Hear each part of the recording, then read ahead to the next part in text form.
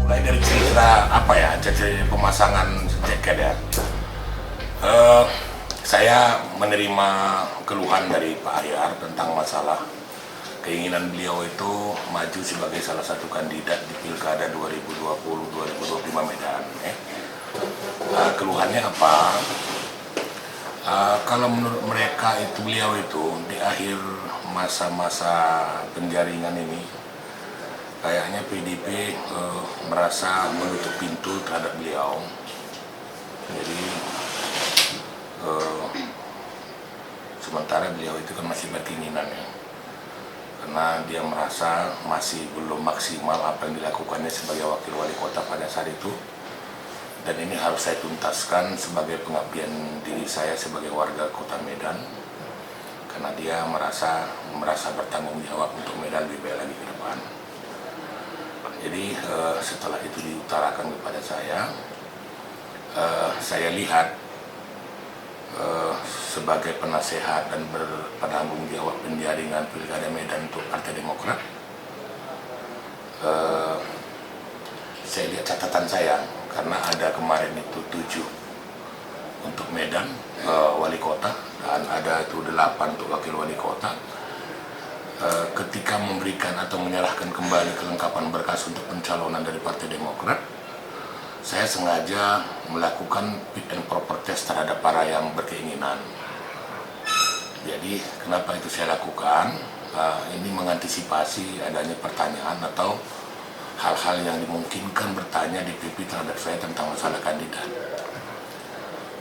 Kalau si Ahyar ini kan di mata saya kan nggak asing, karena saya kemarin itu ada 5 tahun dipercayakan oleh partai menduduki jabatan wakil ketua DPRD Medan, dan saya banyak tahu tentang kinerja beliau.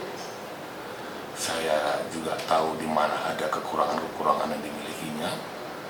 Tetapi di dalam hati saya setelah ada penjaringan itu melihat sosok namanya Ahyar ini sangat pantas loh untuk dijadikan salah satu kandidat untuk Medan.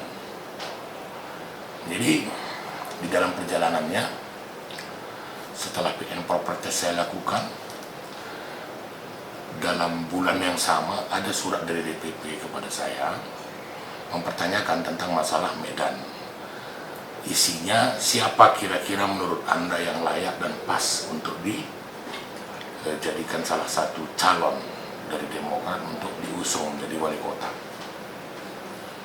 Jadi menyikapi tentang kepribadian serta sepak terjang karakternya Pak Ahyar ini, semula saya melihat Pak Ahyar inilah memang yang wajar. Tetapi apakah beliau ini nanti entah tadi dikirim oleh orang PDIP ya, karena dia saya tahu adalah fungsionaris partai. Berjalannya waktu, senterlah beritanya bahwa salah seorang kandidat dari partai PDIP sudah terlanjur maju melakukan sosialisasi ya. Saya sendiri ada 3 kali menghadiri acara beliau di kesukuan suku Karo, ya, beliau itu menyampaikan isi hatinya untuk mendapatkan dukungan dari masyarakat Karo akan Pilkada 2020-2025. Tetapi di hati saya, ya, sosok yang namanya kawan ini yang ingin menjadi calon ini, apa sih ya motivasinya, apa sih yang menjadi andalan beliau? Karena Medan ini kalau boleh saya bilang adalah salah satu ibu kota provinsi yang punya nama di Indonesia, kota terbesar ketiga dan jumlah penduduknya juga 2.800 jiwa.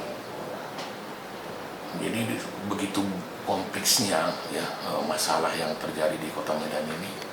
Kalau tadinya tidak seorang yang punya pemikiran, karakter yang lebih, saya kira untuk memimpin Medan ini susah. Jadi setelah saya ketahui beliau juga masih seusia dini, 28 tahun, tidak pernah menunjukkan kecintaan atau kepedulian terhadap Medan. Bahkan saya dengar-dengar juga dia bilang bahwasannya beliau itu tidak pernah bertempat tinggal di Medan, bahkan sekolah nggak pernah di Medan. Jadi merasa ingin tahu lebih jauh siapa sih sebenarnya gitu. Jadi pada akhirnya ya kembali kepada Pak Hayar, beliau itu menyampaikan isi hatinya kepada saya. Saya berbicara di suatu tempat belak-belakan dengan beliau. Kesepakatan ada dengan beliau, saya antarlah beliau itu ke DPP ya. Karena sudah ada persiapan pernyataannya, saya persiapkan itu jaketnya. Saya suruh Pak Parlin sebagai sekretaris Medan, Pak Parlin, coba cari tahu bajunya Pak Hayar itu ukuran apa ya, dan sekaligus kau buatkan namanya Insinyur Hayar Nasution MSI. Pada tanggal 14 Juni berangkatlah kami bersama Pak Heri sebagai pendamping Ketua DPD PLT Partai Demokrat Sumatera Utara, dan Pak Hayar sendiri didampingi oleh Haji Ade Dermawan yang notabene beliau juga salah satu kader DPC Partai Demokrat Kota Medan, sebagai wakil ketua bidang ideologi. Banyak saya tahu bagaimana risihnya, ketidakenakannya yang dirasakan Pak Hayar dengan adanya wacana bahwa PDP tidak mendukung beliau.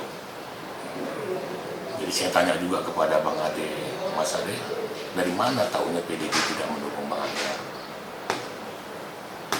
Yang siogianya menurut kami itu ketika kami bertanya tentang masalah pilkada, semua kayaknya tutup pintu. Tutup pintu, teman sekalipun tidak pernah memberikan harapan kepada beliau. Nah itu beliau merasa sedih. Jujur dia katakan bahwa dia itu adalah tadinya memang kader tulen PDIP.